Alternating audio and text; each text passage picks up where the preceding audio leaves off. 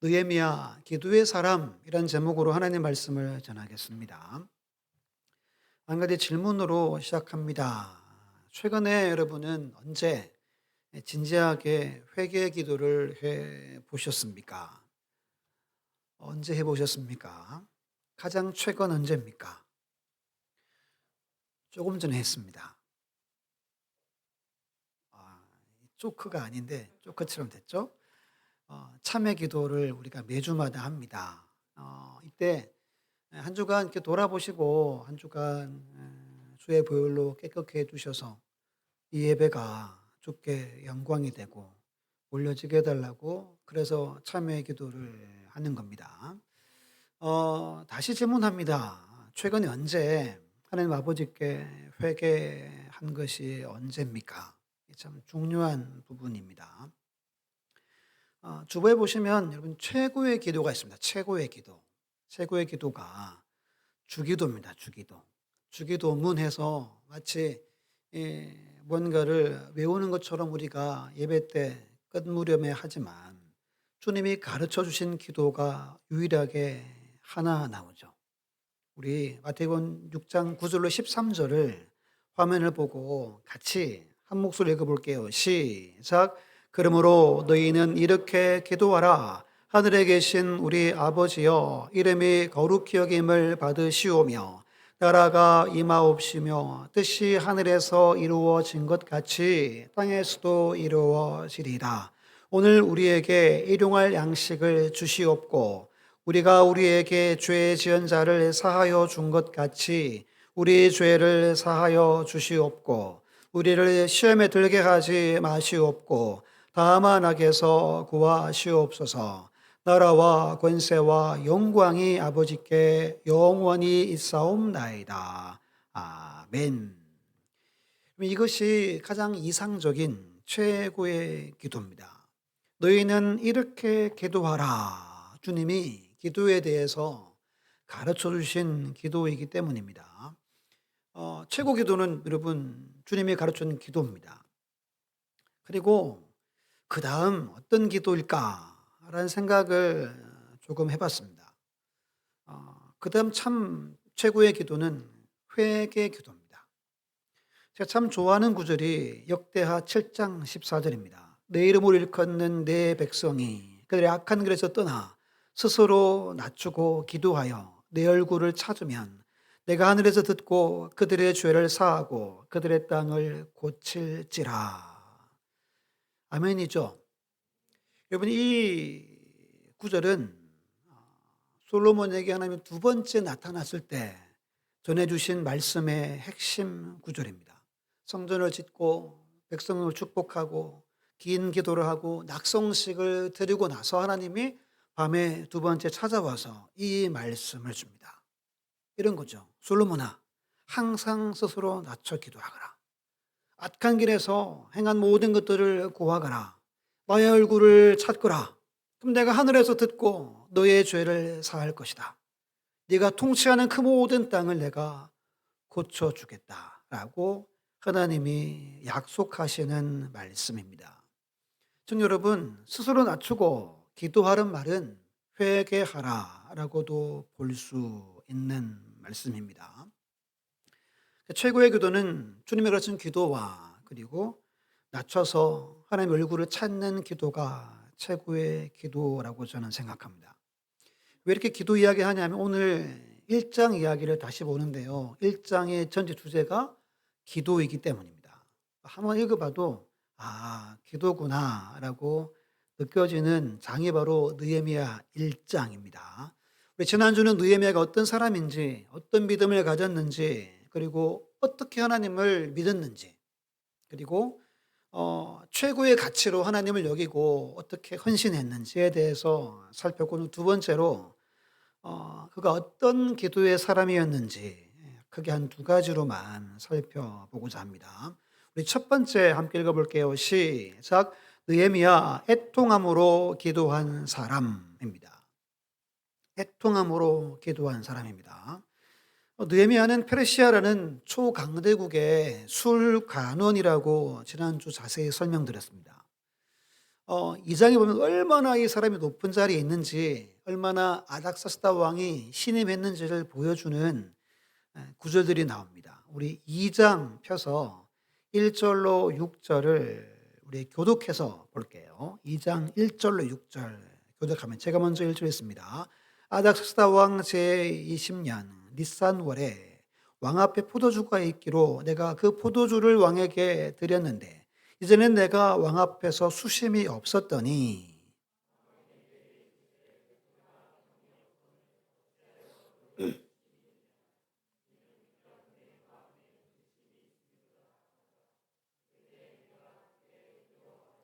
왕께 대답하되 왕은 만세수를 하옵소서. 내 조상들의 묘실이 있는 성읍이 이제까지 황폐하고 성문이 불탔사오니 내가 어찌 얼굴에 수심이 없사오리까 하니,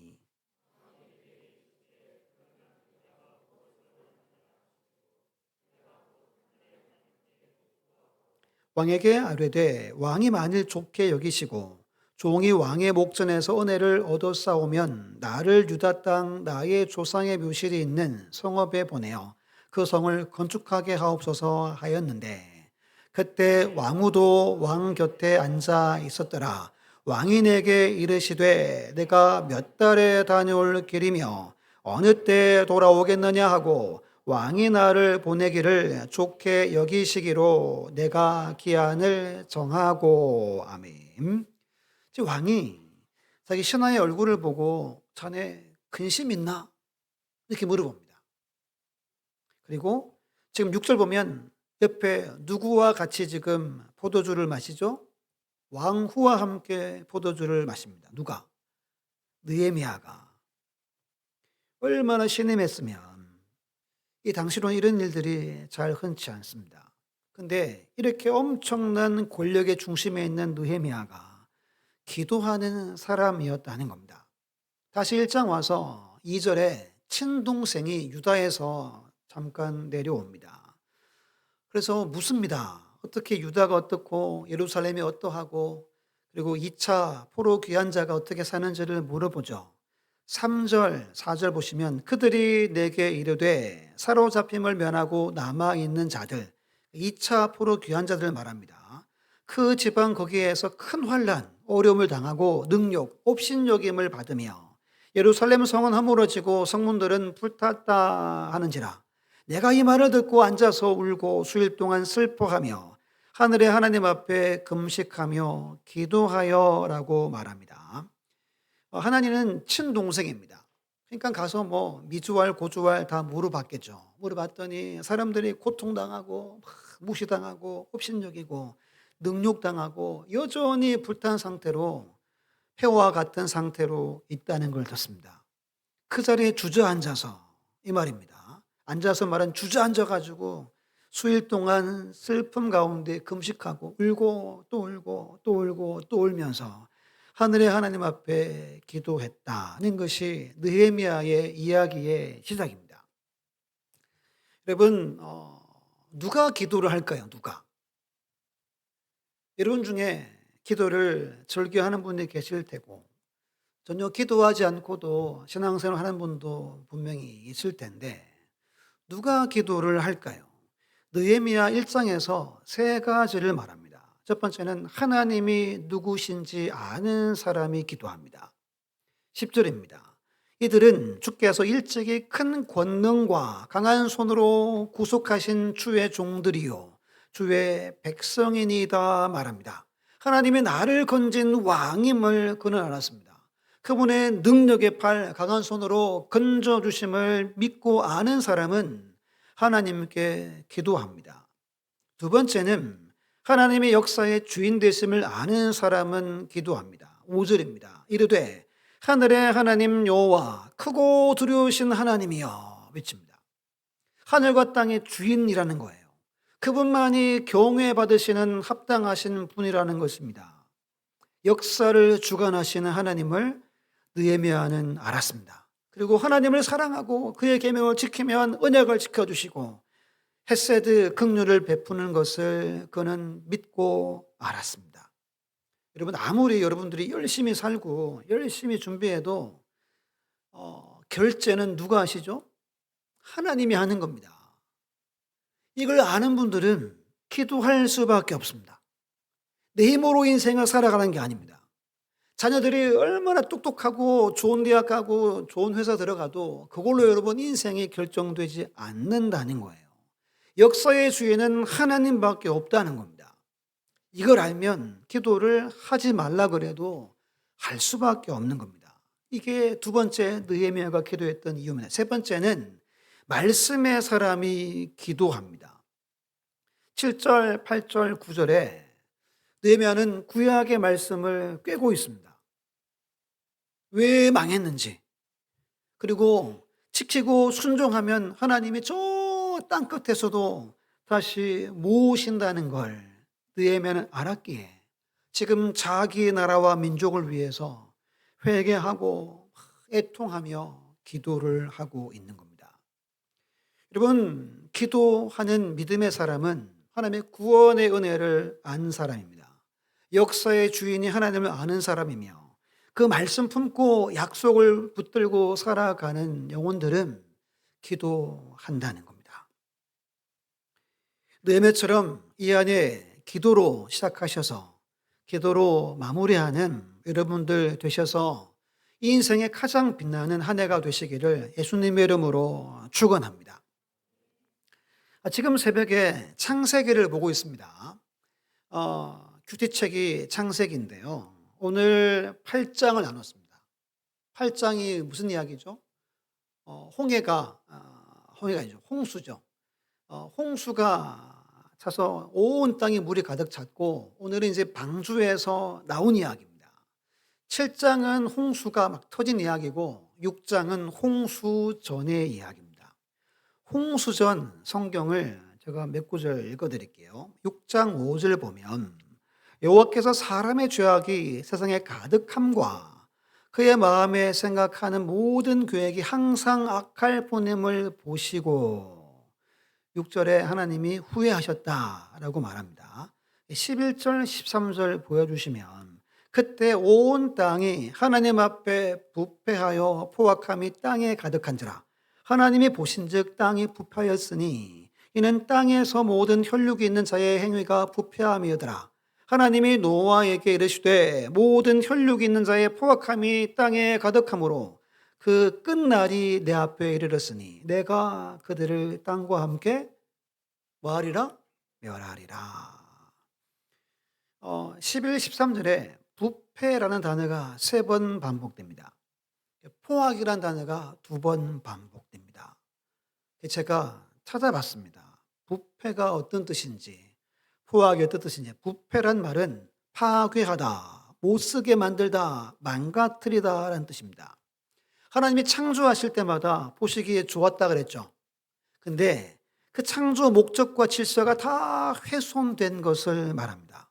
선한 것이 전혀 없는 상태로 인간들이 만들어버렸다는 뜻이에요. 포악은 폭력, 부당한 대우, 탈취, 무법천지라는 뜻을 가진 히브리 단어입니다. 이게 발음 기호가 하마스예요. 하마스 어떤 단체 기억나죠? 그거랑 다른 뜻인데 의미인데 참 공교롭게도 포악이라는 단어가 하마스입니다. 이건 여러분 나의 이익을 위해서 타인 짓밟고 막 갑질하고 제압하고 폭력을 행하는 것을 말합니다. 여러분 오늘 대한민국이 어떻습니까? 홍수 심판 이전과 거의 같습니다. 아니 더 심하면 심했지 덜하진 않습니다. 부패, 포악 가득한 것이 지금 대한민국의 현실입니다. 강한 자에게 한없이 약하고 약한 자에게 강하게 갑질하는 세상이 대한민국입니다. 여러분 어떻습니까? 마음이. 여러분 교회와 성도는 마음이 무지 아파야 됩니다. 슬퍼야 됩니다.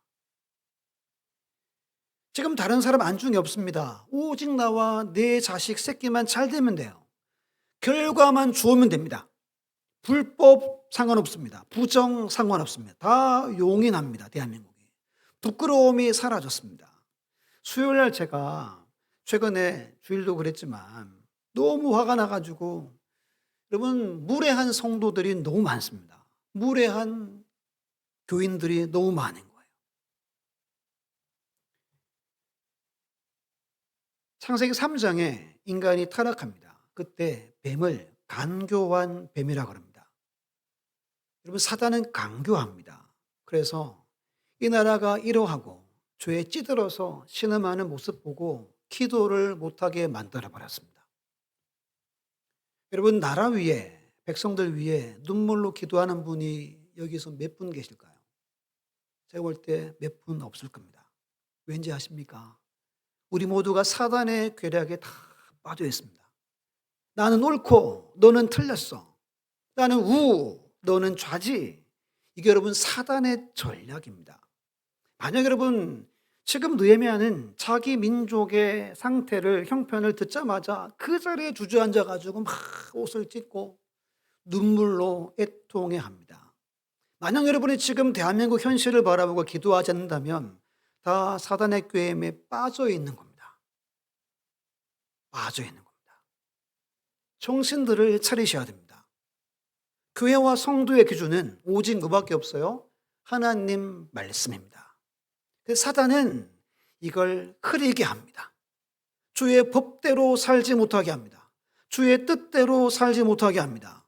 계속 편을 가르고 네가 옳으네 우리가 옳으네 라는 데 빠져 있습니다. 우린 지금 슬퍼해야 할 때입니다. 가슴을 치고 눈물로 간구해야 할 때입니다. 우린 구약 이야기를 잘합니다. 여러분, 이만큼 죄 지으면 심판입니다. 멸망입니다. 그런데 창세기 8장에 하나님이 이런 약속을 합니다. 여호와께서 그 향기를 방주에 나오자마자 예배를 드렸습니다. 그 제물의 향기를 하나님이 흠량하시고 받았다는 거예요. 그 중심에 이르시되 내가 다시는 사람으로 말미암아 땅을 저주하지 아니하니니. 여러분, 사람이 죄지어서 모든 동식물이 다 죽은 거예요. 첫 번째 홍수 심판은 이는 사람의 마음이 계획하는 바가 어려서부터 악함이라.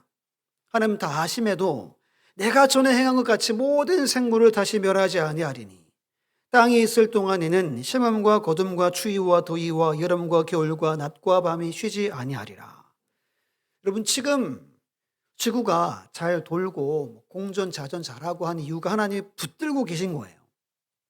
여러분, 우리가 잘 살아서 지구가 보존되는 게 아닙니다. 창세기 8장에 약속한 게 있습니다.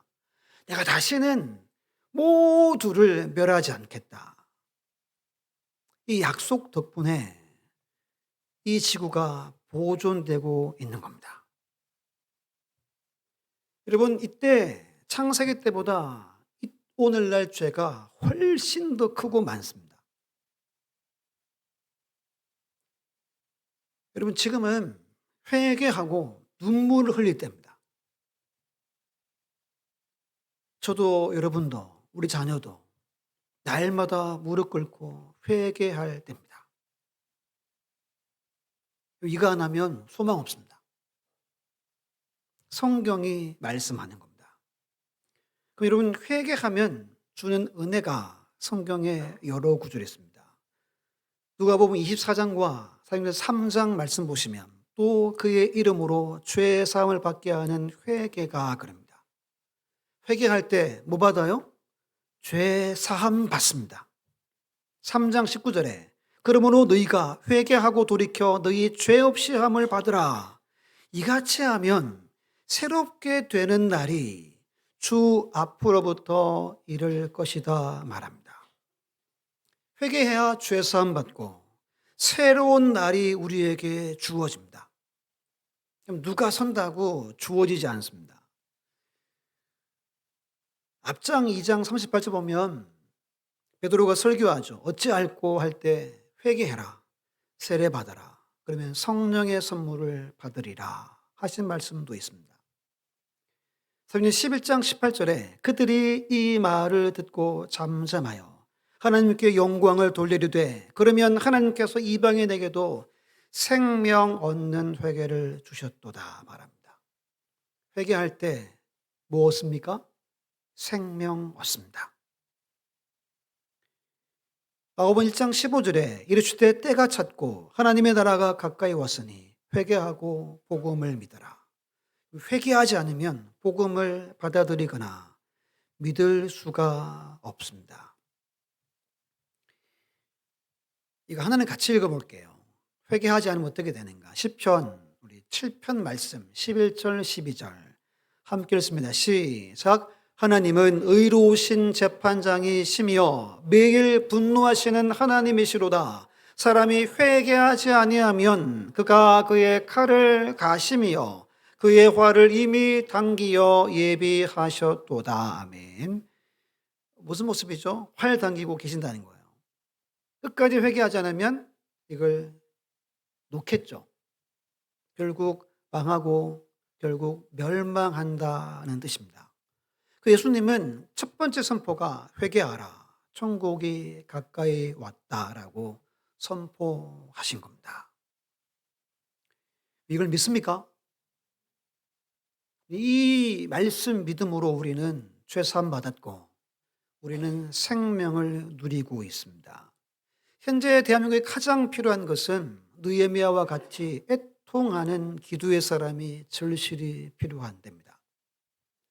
한 사람만 더 소개하면 우리 연말에 미가서를 새벽에 나눴습니다. 1장 8절 9절 우리 같이 한번 읽어볼게요. 시작.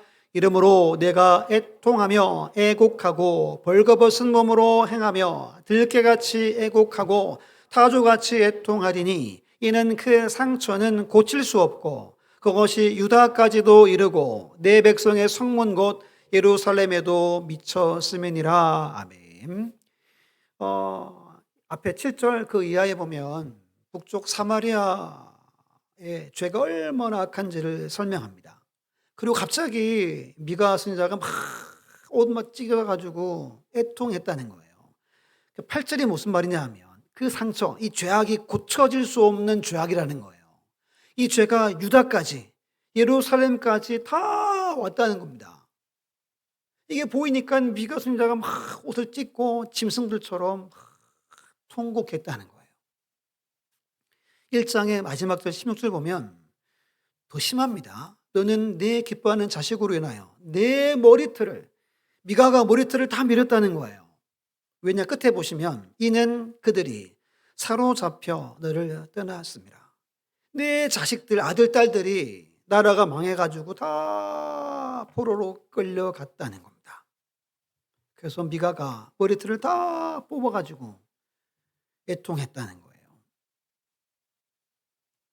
호세아 11장 8절 보시면 우리 형제들 한번 읽어볼게요. 11장 8절 시작. 에브라임이여 내가 어찌 너를 놓겠느냐. 이스라엘이여 내가 어찌 너를 버리겠느냐. 내가 어찌 너를 아드마같이 놓겠느냐. 어찌 너를 스보임같이 두겠느냐. 내 마음이 내 속에서 돌이키어 나의 긍휼이 온전히 불붙는 듯 하도다. 아멘. 하나님 마음을 표현합니다. 내가 어찌 니들을 놓고 내가 버리겠냐. 이 아드마와 스보임은 소돔과 고모라가 멸망할 때 함께 멸망했던 도시들의 이름입니다. 어떻게 내가 멸망하도록 두겠느냐는 거예요. 하나님의 마음은 지금 막 불타는 마음이라는 겁니다. 애끓는 마음이라는 거예요. 하나만 더 봅니다. 에스겔 33장 11절 3311입니다. 외워놓으시면 좋은 구절입니다. 우리 여성분들 한번 읽어볼게요. 시작. 너는 그들에게 말하라.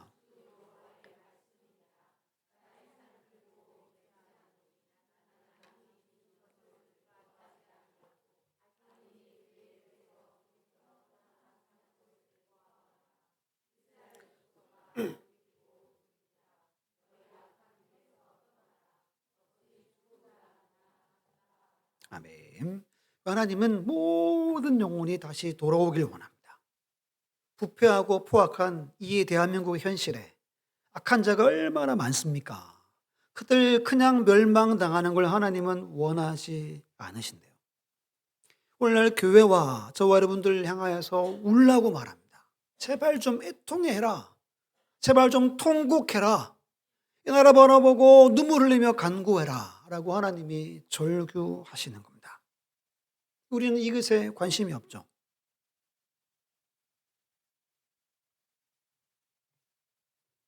두 번째, 느헤미야, 하나님의 응답이 있는 기도를 한 사람입니다. 여러분, 이 사람은 답답한 게 없는 사람입니다. 근데 자기의 자리를 포기하고 4개월 동안 눈물로 기도합니다. 하나님, 저를 보내주십시오. 예루살렘에 보내주십시오.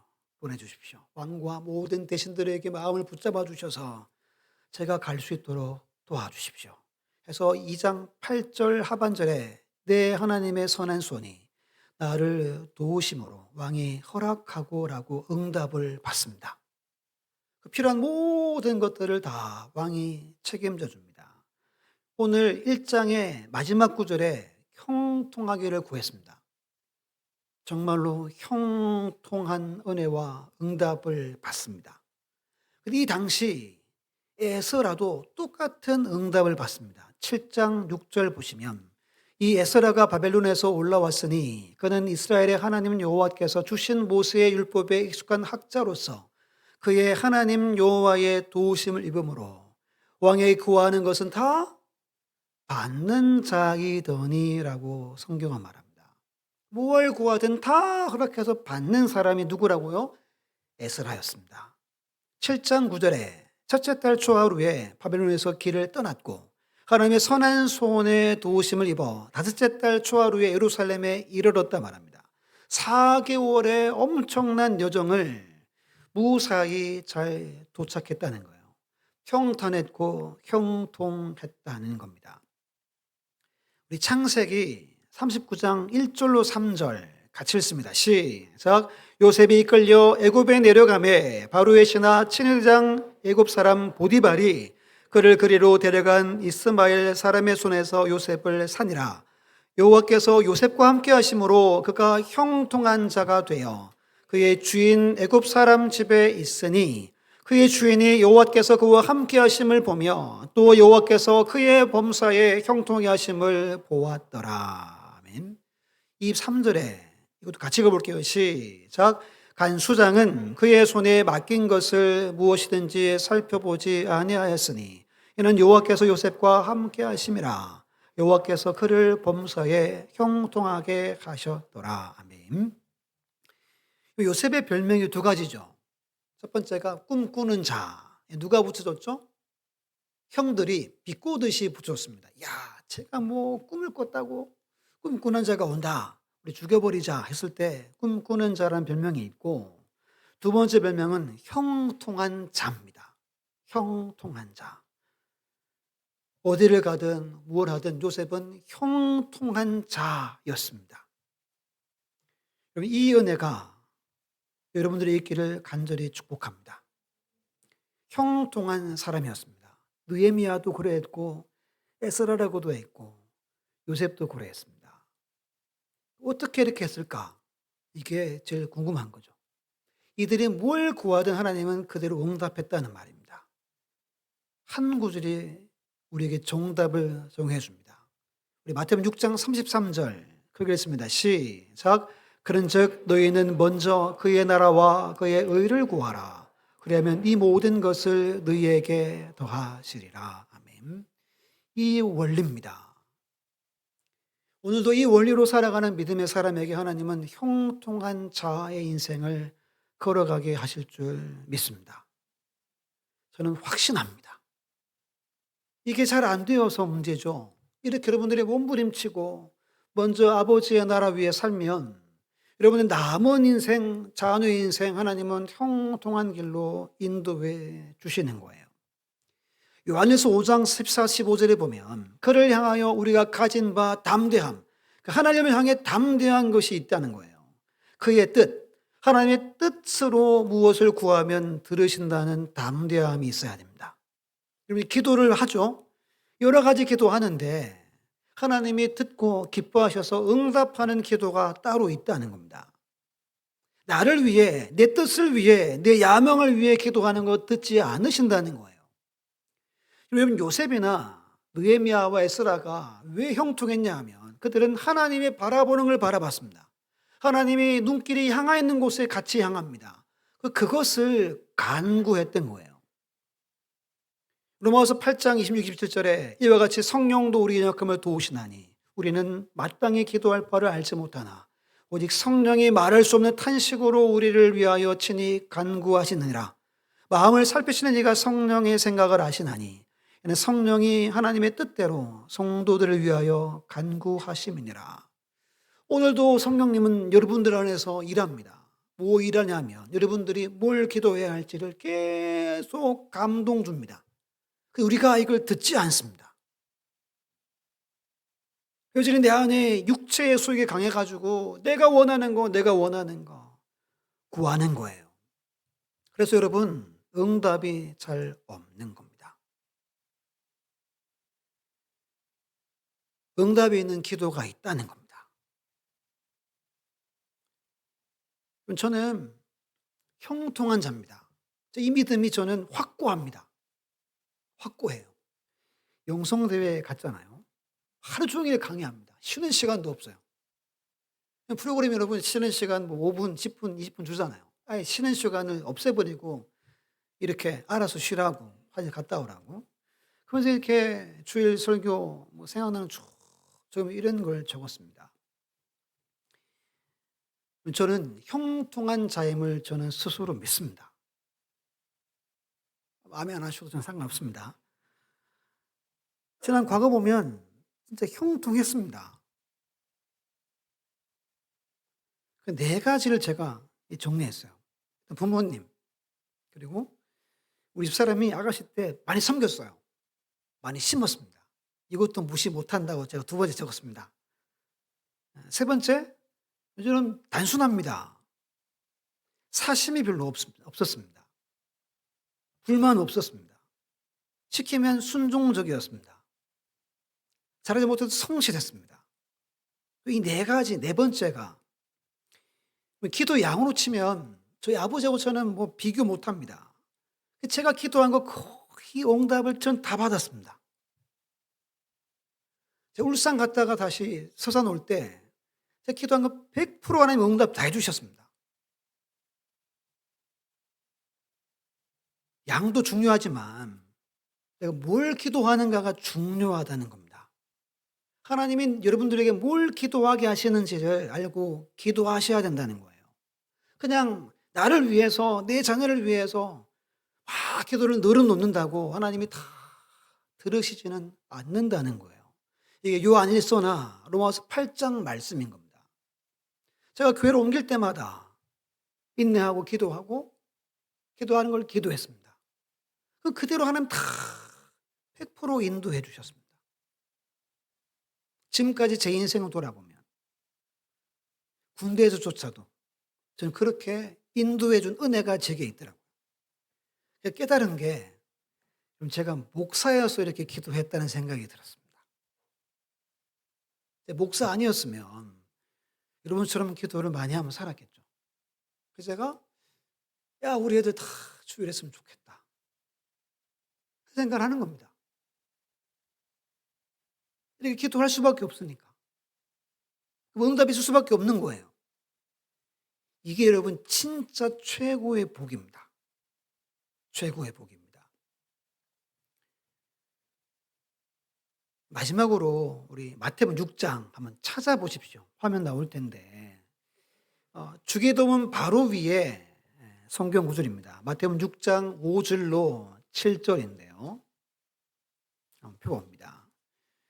주기도문 이렇게 기도하라 하시기 전에 너희는 기도할 때에 세 번 하나님이 기도에 대해서 그 원칙을, 원리를 말씀해 준 게 있습니다.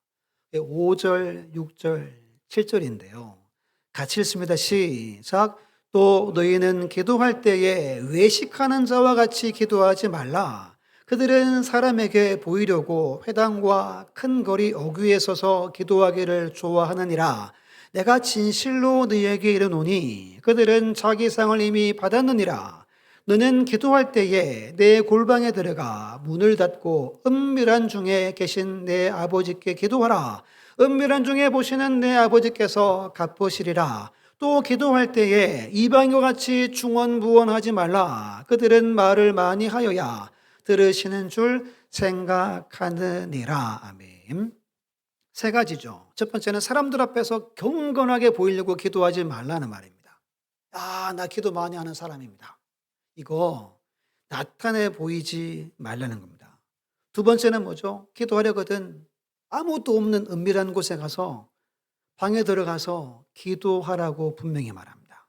세 번째는 기도할 때 생각 없이 말을 늘어놓지 말라는 말입니다. 시간을 오래 기도한다고 여러분 기도가 다 듣지는 않으신다는 거예요. 기도의 원칙입니다. 기도는 은밀하게 하는 겁니다.